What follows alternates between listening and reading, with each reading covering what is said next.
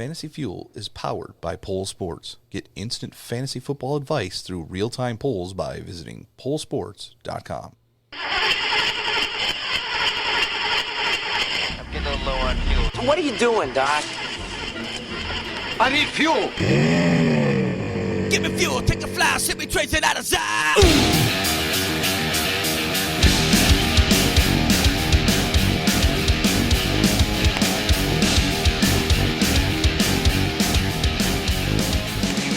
Now, here are your hosts, John Eddie Jr. and Tom Tuttle. Welcome back to Fantasy Fuel episode number 99. Whoa, we're close to that 100 mark. We are close. Unfortunately, we couldn't time it out for the Midwest Fantasy Football Expo, but it'll still be a good one nonetheless. But since we're on the topic, I just wanted to remind everybody, August 18th, it's very, very close. It is 3 coming. weeks away. Yep. And we're going to be there with a whole bunch of people. Bob Harris from Fantasy Diehards, Back Row Show. The Fantasy Footballers are sending a representative or two. I'm not sure who's going to be there from them. Yep. But they're going to be there, and we are going to be a part of the charity league from FF Statistics, in which we are playing to send some money to Make-A-Wish. Right. So, now that we have got that out of the way, why don't we talk about Pole Sports? Yeah. We are going to show you a couple of polls. There's a bunch of them, actually, that all have been made today, because I went to bed last night and I finished voting on all the polls. So here we are, and we're going to vote on some polls, and then we're going to get right into the meat of the episode. So the first one right here, just a half PPR, doesn't say if it's Dynasty or Standard or whatever. Who do I keep? Kenyon Drake, Tyrell Williams, or Latavius Murray? Now, there are some more details. I'll click really quick. Any keepers that are kept, you lose that round of the draft. Murray, round 12. Drake, round 9. Williams, round 16. Drake, round 9. What was the first one? Murray, round 8, I think, and Williams, 16. So I think it's either between Drake or Williams. It's Drake or Williams.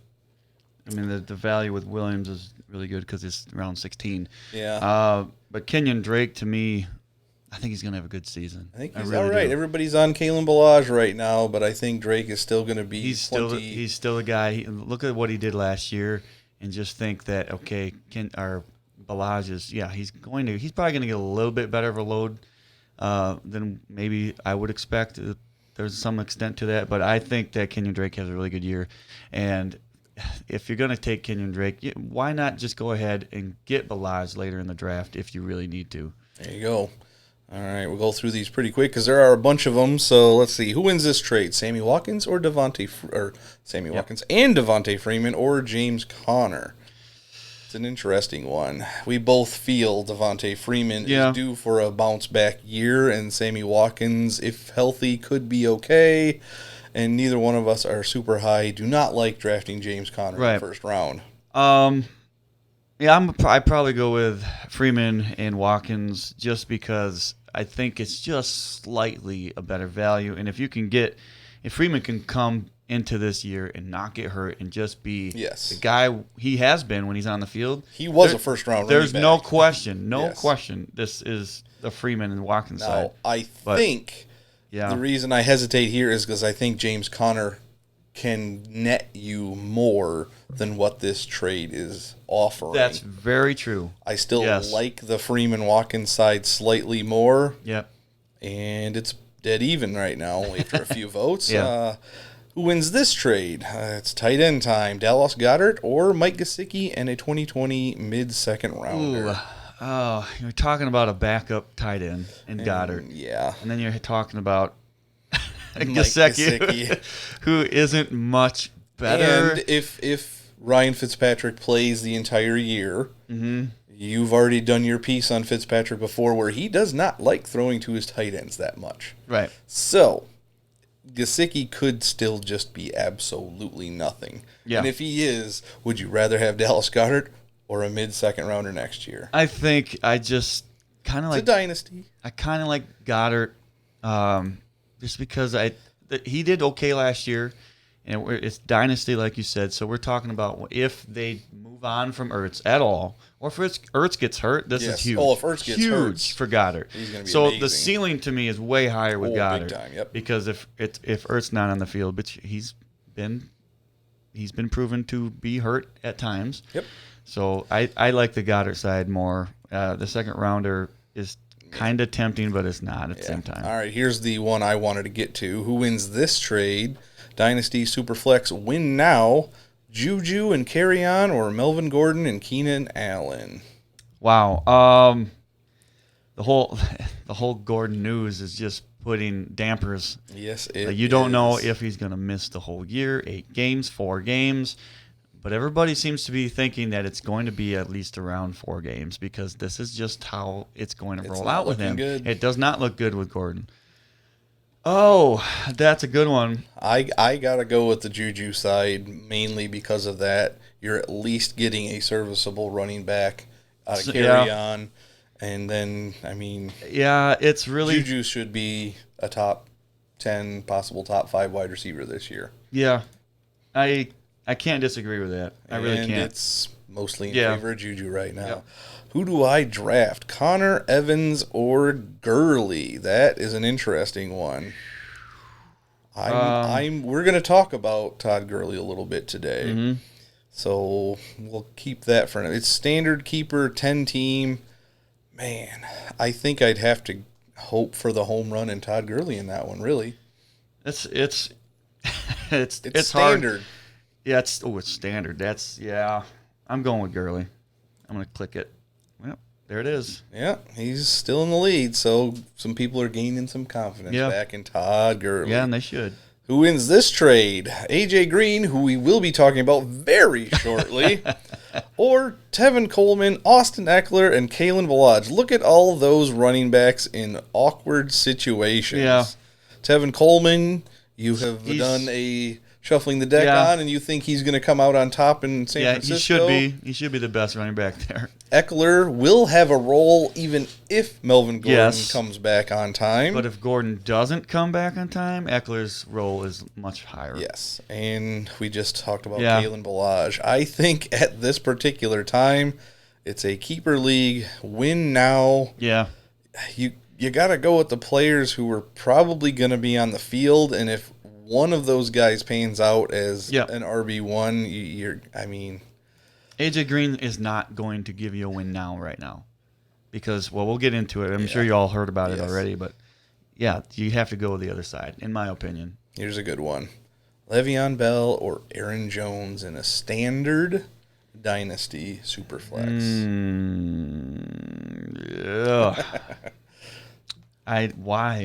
Why do you post these questions? It wasn't me. It was somebody out there in fantasy land. The first rounder is the only reason I would even consider the Aaron Jones side right now. But it is standard. It's not PPR either, so that makes Le'Veon a little less valuable in my opinion. So a first rounder and Aaron Jones, it's hard. It's close. It's hard. I don't care which way you go. I'm going to be a homer, and I'm going to go with Le'Veon Bell because I'm a Jets fan. And it wasn't even close. That's fine. I assumed. Yep. Okay, and I don't know what this one is. It's a blank. Yeah, that's what I'm getting to. I'm just going to pick something. Oh, let's go back out. Oh, well, it's gone now. There I see it. You had to vote for it to get it, and I don't even know what I voted for. So we'll find that one again. Glitch in the system. That's okay. Okay, Royce Freeman and the 109 or Mike Williams. Well, and there are no tags. We don't know if it's standard. There's PPR. a couple comments. Let's see what the comments are saying. All right. In a redraft league, if you get another first-round pick in the redraft league, you go, okay, that's not. These are comments. These aren't actually what this guy's saying.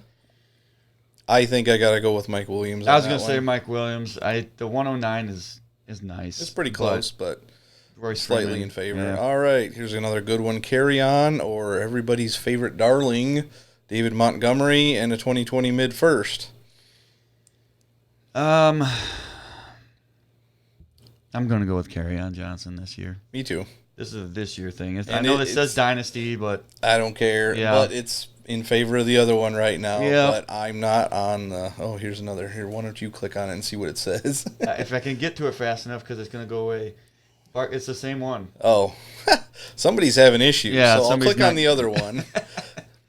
Okay, we got a few more left. We'll try and get through these quick and then get to the show. Who wins this trade? Amari Cooper, Aaron Jones, 105, or the 102, an early and a late 2021st, and Chris Godwin. Wow, that's a good one. That's a lot of pieces. Oh, man.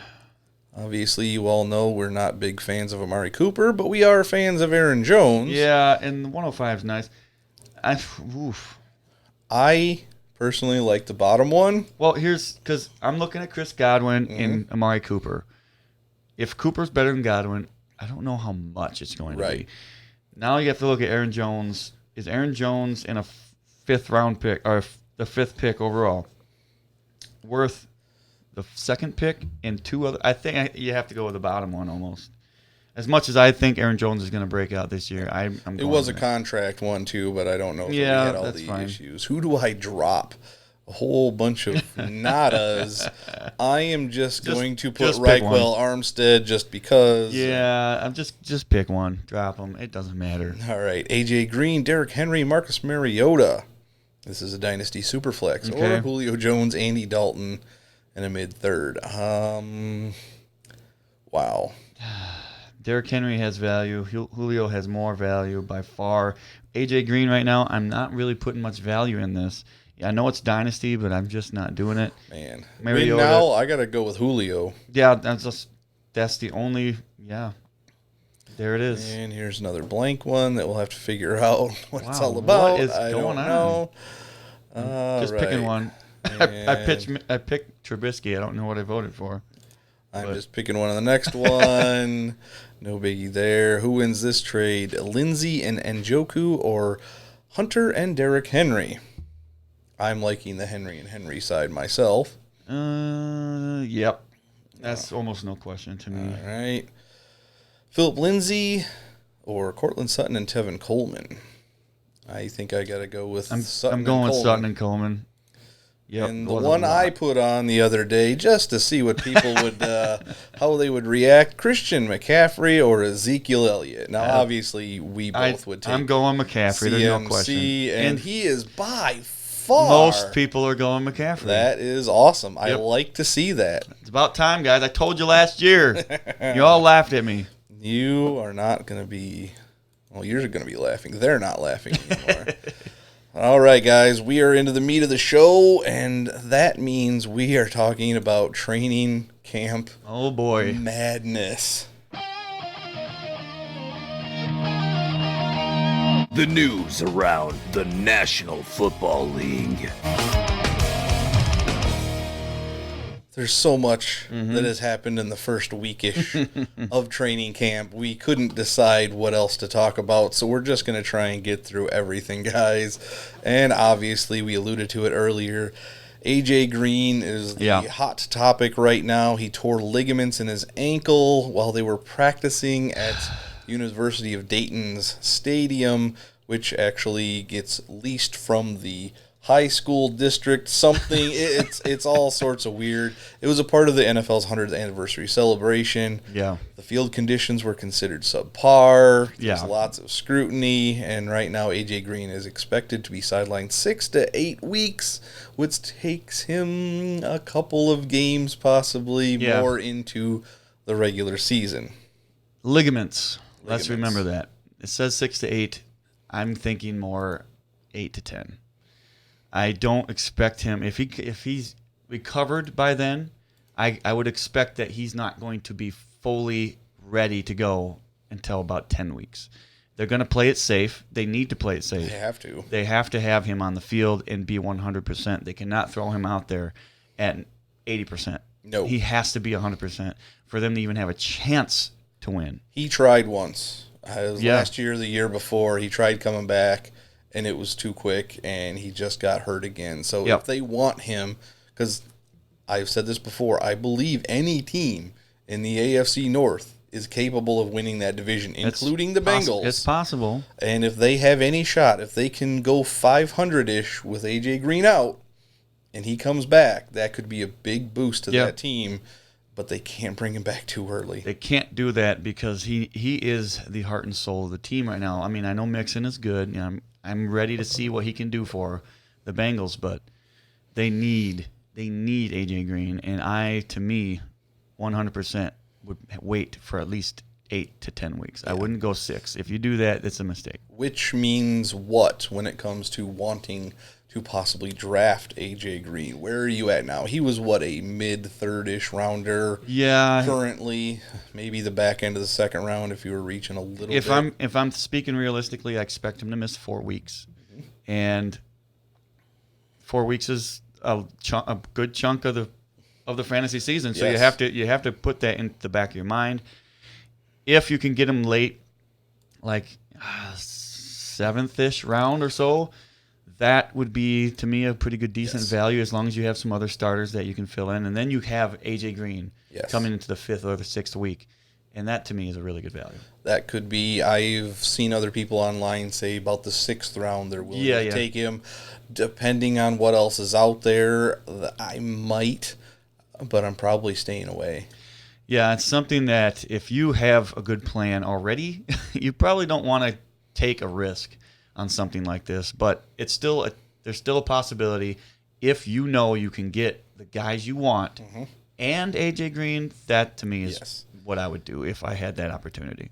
So since AJ Green is going to be out, there are a couple of other people in that mix, and one of them a lot of people were high on because he was a semi-value pick, and that is Tyler Boyd, who we just had an offer for. We have him in our Dynasty Savages League that we do together, and it was not enough to pull us away. Tyler Boyd is probably going to move up a round or two, maybe. And then there's somebody else, a guy named John Ross. And John Ross, he... where did I put it? Of course, I put it in the wrong section. John Ross is going to miss the next couple of weeks with a hamstring issue. I'm telling you. Hamstring. Pay attention. So while these guys on the Bengals are doing terrible, AJ Green obviously out for a while. John Ross has that nasty word hamstring attached to his name right now. All they've got left is Tyler Boyd. But Tyler Boyd was good. And it's nothing compared to the next team I think we're going to be talking about. Yes, nothing compared to what has happened to the New York Football Giants. Again. This is again, Golden Tate is appealing a 4-game suspension. Of course. For violating an NFL policy on PEDs.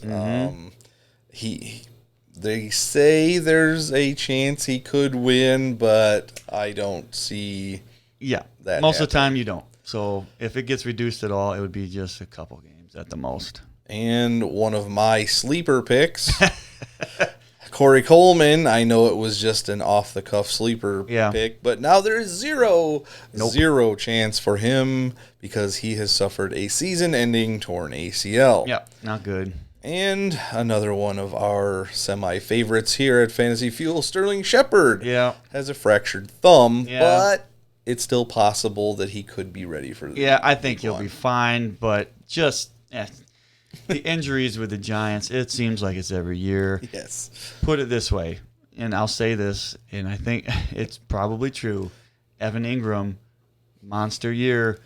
I'm saying he could be in the same tier as the other three that we're looking at. If this is all going to continue with the injuries and the possible suspension with Tate, and Tate's not the greatest at staying healthy to begin with, but I mean, this could be a very, very good year for Evan Ingram. To give everybody out there some perspective, the Giants currently have 6 healthy wide receivers.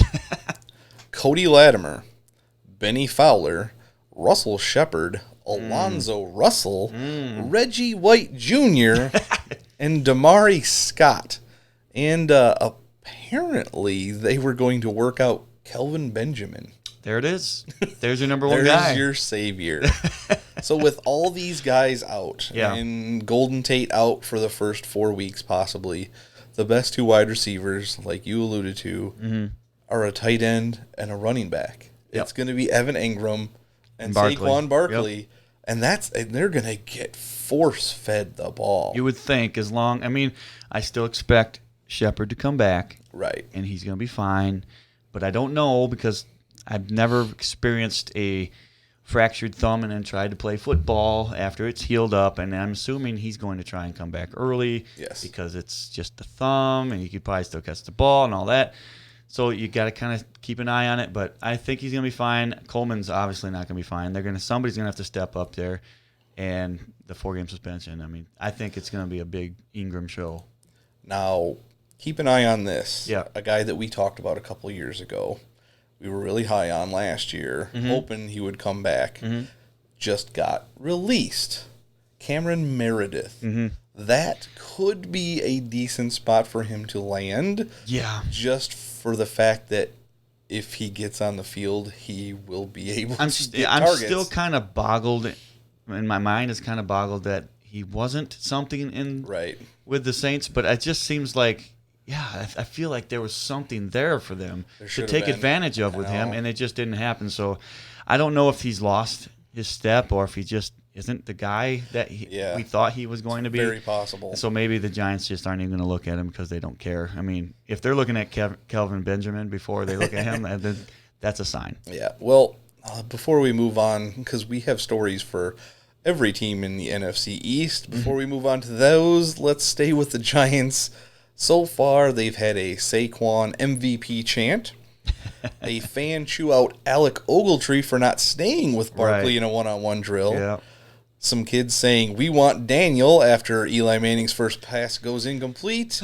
And Paul Perkins will now forever be immortalized as the Giants running back who caught Daniel Jones' first career training camp completion. It was a check down, and it was his first completion in 7 attempts. Oh, no. No.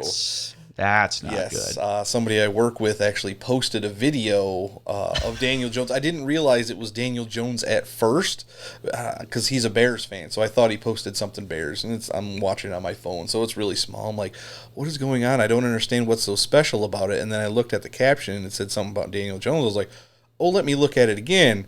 And it was a pass.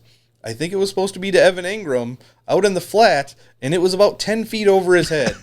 Like, wow, this is not a good start for Daniel Jones. Not at all. And it's just so sad that he looks exactly like Eli Manning. I'm going to say that every time we talk about him. But, yeah, if Eli looks bad, if they don't trust in Daniel Jones, they're probably just going to stick with Eli the whole year. I would hope so, because you can't do much else with what they've got to work with. All right, let's move on to the Washington Redskins. So far, some of the best action they have seen is a guy in the crowd dressed as a preacher in a white robe. He is praying over a man in a Giants jersey, shouting, "Save him, Lord." Repent of your wicked ways. Yes. Yeah, that's funny. And on some more serious news, Trent Williams, he is not a very trusting person of Bruce Allen and says he does not want to play for the Redskins again. Yeah. That's bad news for Dwayne Haskins if Trent Williams is not out there on that field. Agreed. Okay, let's move on to my favorite team to talk about, not the Philadelphia Eagles. I'm talking about the Dallas Cowboys. And right now, Jerry Jones said Zeke is late to training camp. Late. He is officially a non-report and can be subject to fines.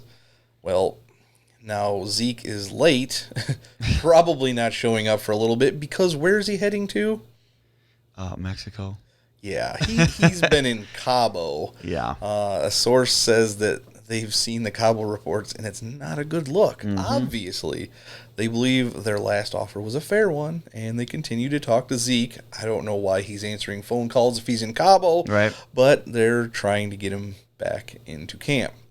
And why do they want to get him back into camp? Because he's the best player on the Cowboys. Don't tell Jerry Jones that.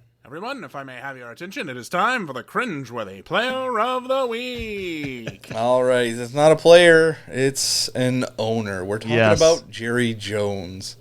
And he just said, you don't have to have a rushing champion to win a Super Bowl. And now, while that is correct, he has never done that without a rushing champion. Yeah, let's think of all the Super Bowls you've won, and let's think about the one guy. Who was that? Mr. Emmitt Smith led the league in rushing every time the Cowboys won a Super Bowl while Jerry Jones was an owner. So I'm not sure why he even... Does he not even realize the history of his own team? No, probably not. He really probably doesn't. He probably just thinks, well, I'm going to say this because it's leverage over Zeke. It's not leverage over Zeke. Yeah. Zeke's going to do whatever the crap he wants. This is just, very cringeworthy. I don't know why he's saying stuff like this. And to that point, too, I believe the last 3 division titles that the Cowboys won, they also had the rushing leader for that year, whether it was DeMarco Murray or Zeke. So, Jerry, just stop. Please stop. All right, one more team in the NFC East, and that is the Eagles. And I did in my ride edition, Darren Sproles is back, and I'm happy about that. I don't know how much of a role he's going to, but apparently he came back because he lost his bet to his daughter. That's perfect. Yeah. I mean, why not? The daughter probably wants him to go back. Why not? They said he probably would have come back anyway, but this was that last little push that he said, okay, I'll go do it.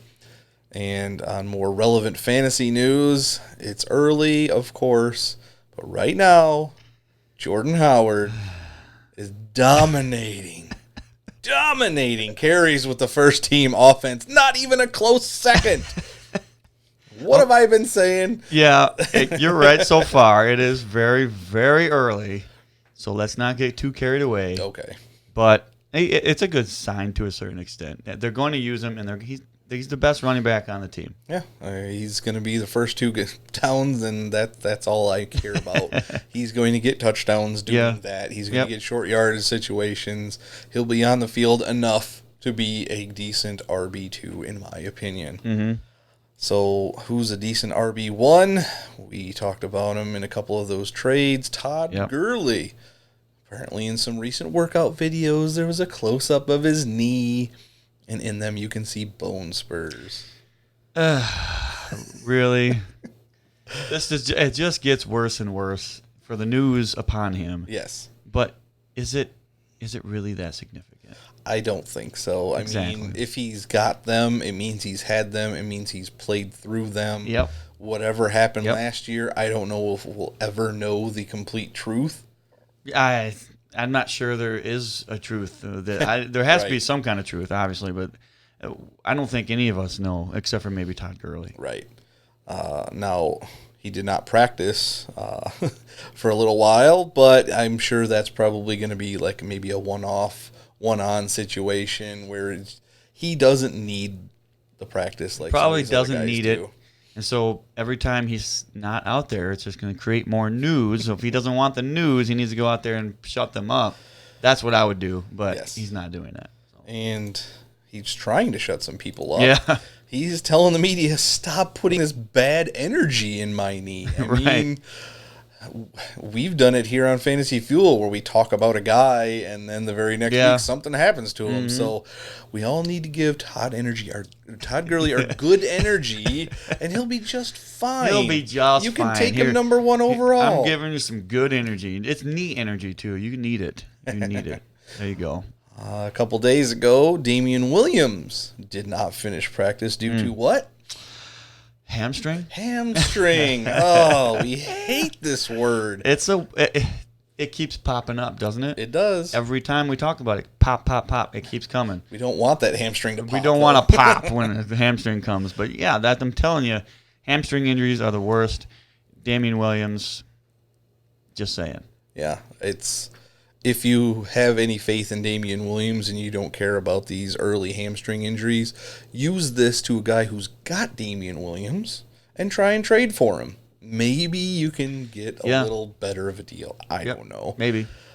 And let's move on to your New York Jets. Mm-hmm. We don't know 100% yet what has happened, but Jamison Crowder was taken back to the locker room after he tried to run on an injured foot, ankle. Yeah. He was limping. Yeah, I'm okay with Crowder. As long as it's not the rest of our wide receivers, I'm okay with that.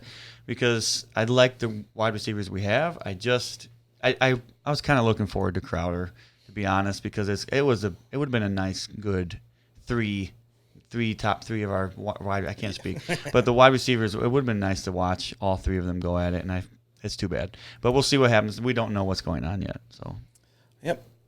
Okay. Well, there's a lot of news out of Detroit.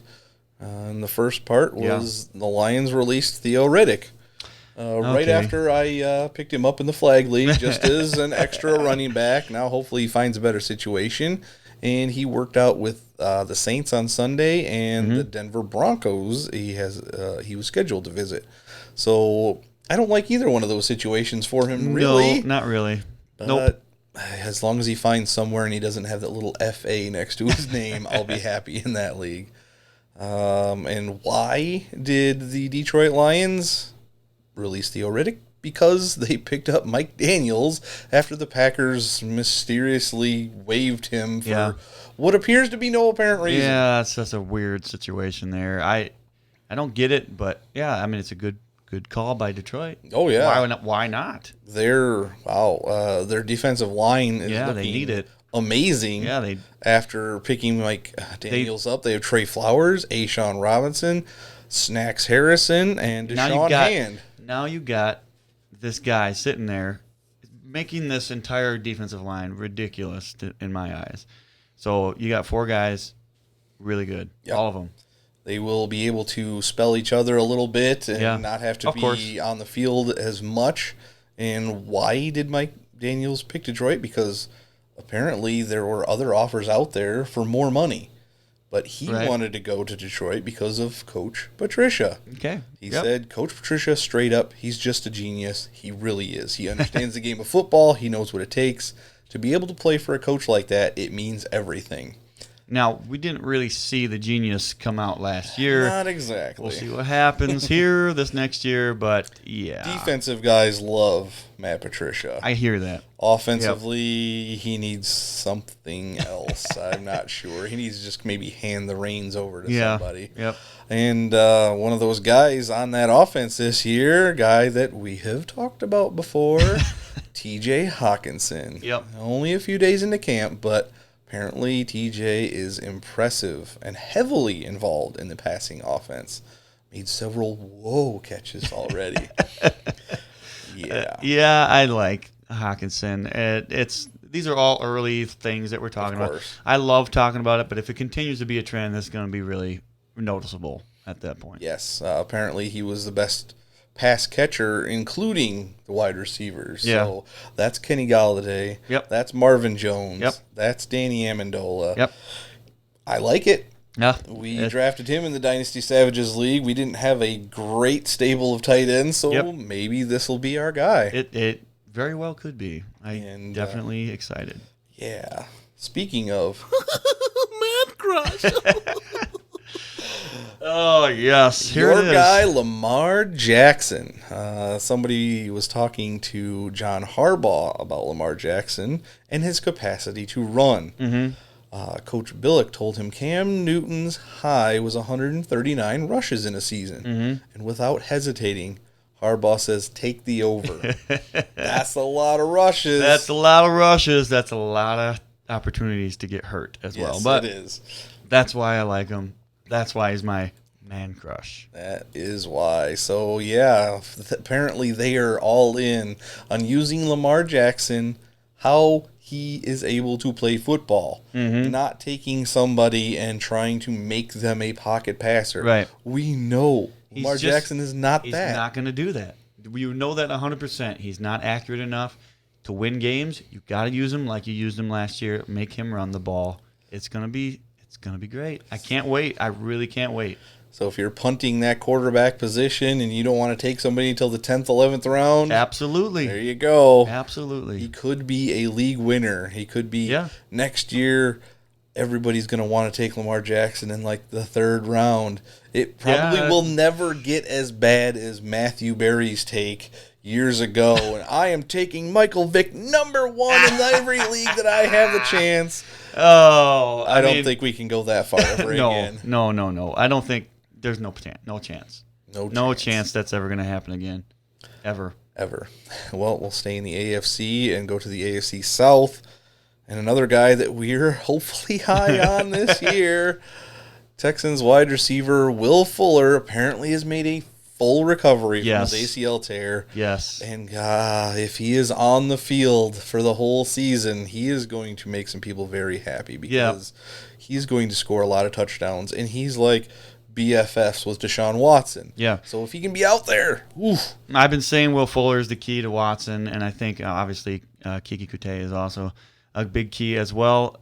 If all 3 of their wide receivers are healthy, I think this could be a huge year for them. Yes. I really do. It could be if they can all stay healthy, Watson included. Yeah.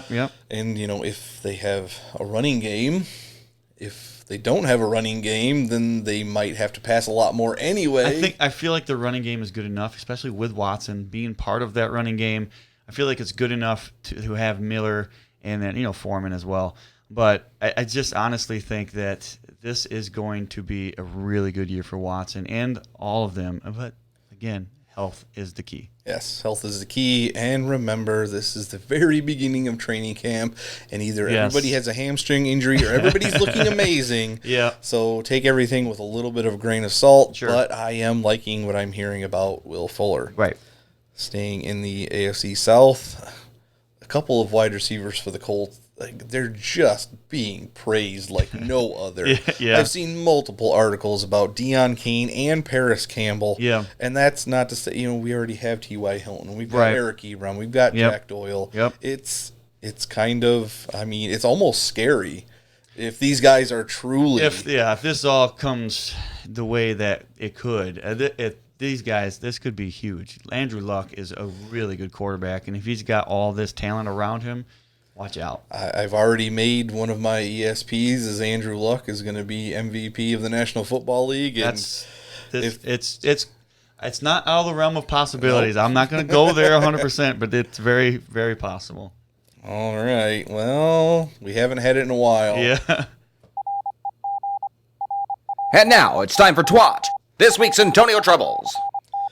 Well, I don't know how much troubles they are. Antonio Brown was placed on the non-football injury list to begin camp. I think he's off of it already. Yeah, no big deal there. But every year he's got to do something when he comes to camp. And this year he arrived to training camp in a hot air balloon. Hot air balloon. That is just great. As all the things, this is why one of the more positive things I can get out of him in the last few weeks. But, hot air balloon, that's cool. I like it. It's a little out there. Like, nobody else is doing this. But that's probably part of the reason he's doing it because, hey, it's kind of cool. It's kind of cool. But I had to put that in there because we haven't heard about the twat in a while. Yeah, we haven't had Antonio Brown news in a little while, so that's good. Now, here's a guy you're going to have to look out for because I'm starting to see where people are coming from. And that's not good news for Kyler Murray. Because Larry Fitzgerald was talking to Kurt Warner about Kyler Murray. And he said, quote, from day one, he's out there checking the different plays, sliding the line, different protections, getting us in screens when blitzes are coming. His understanding of the offense is crazy. Sure. And Kyler Murray not only throws an accurate ball, but he throws a strong ball. Yeah. He completed a pass to Christian Kirk in a 7-on-7 drill that was tipped, but not even enough to knock the pass off its course. Yeah. Listen, I if I'm coming around on him at all, it'd be just a little bit. I still need a lot more to see out of this until I get give me some preseason games where I can actually see you going against some other teams planning to stop you. Yes. He has just not had enough experience in the NFL yet for me to say 100% Kyler Murray is going to be the guy everybody thinks he's going to be. Yep. I'm not there yet. I'm more than willing to get there. I just need to see a little more. Yep, of course. I wasn't sure what to make of Kyler Murray, but if Larry Fitzgerald is giving him praise, I'm listening. I agree with that. Well, let's move on to my AFC darling team, the Buffalo Bills, and apparently Sean McDermott wanted to compare his wide receivers, and he says, all our receivers are like Smurfs. They live in a small village and separate in small areas. I don't know what that really means. They got to paint their faces blue? I don't know what that means. Like, what? They're all Smurfs. They live in a small village and separate. What is that? Well, I mean, it's Cole Beasley. He's a tiny little guy running around out there and making his mark on the field. I don't know. Okay. But apparently John Brown's been looking good. Again, sure. Everybody's looking good right now. Yeah. But I do hamstrings. appreciate Sean McDermott's colorful. Sure. I mean, it's fun. There's no doubt about that. You know what else is fun? Signing autographs. Yes. Lachlan Edwards, the Jets punter, was out there signing autographs after practice, and a kid asked him, "Can I have some of your armpit hair?" I wish there was a video of this. That would have been amazing.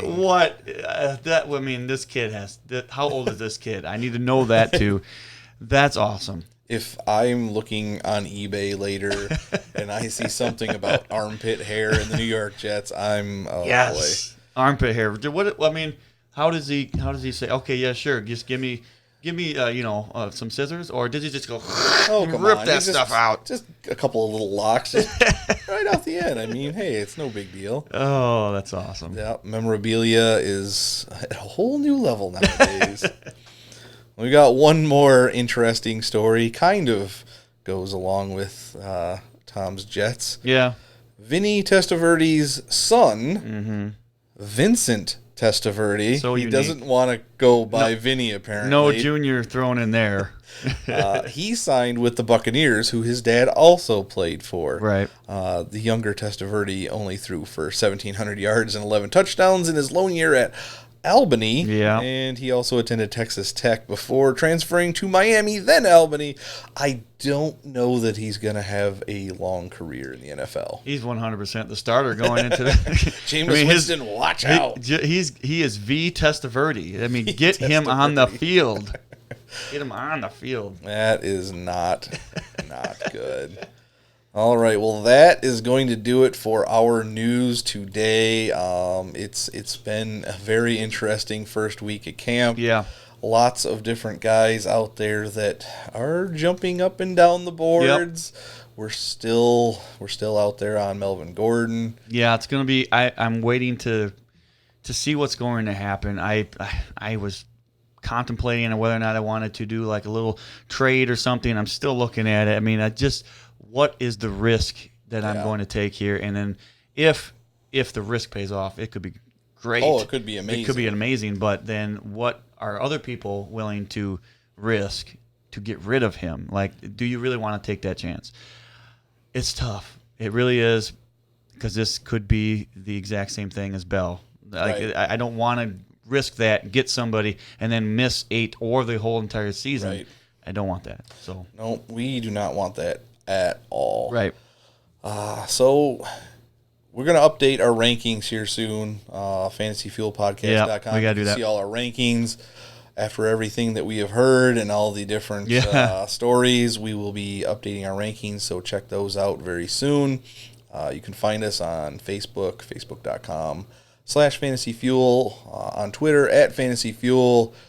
Again, check out pollsports.com. He is going to be with us, Mr. John Castillo, at the Canton, Ohio Midwest Fantasy Football Expo in just a couple of short weeks. It's going to be here. We're going to meet a lot of new people. Hopefully we've got some good stories for you when we get back. It's going to be fun. If you've been listening on iHeartRadio, hopefully you have connected back to us. There was a little bit of a snafu where our feed did not go through, but it is back. It's back. I guarantee you it is back. You are important to us. But if that happens again, there's so many other ways you can listen to us. Yes, there is. We're on Spotify. We're on Apple. Pretty much everywhere you're going to find us. And if you're into it, you can find us, me, on the Average Joe Show. SayItProductions.com/YouTube. They've got all sorts of weird stuff on there, but this is a show for the weird, wacky news. And if you're into audio dramas, please check out The Veiled Monarch and soon The Veiled West, both from the same story, I guess. Fantasy world. It's in the same fantasy world. Yeah. So that's going to be fun. Any last thoughts? I think I'm good. You think you're good? I'm good. All right. Then that does it for us. Thank you for listening, and don't forget to stay fueled up this fantasy season.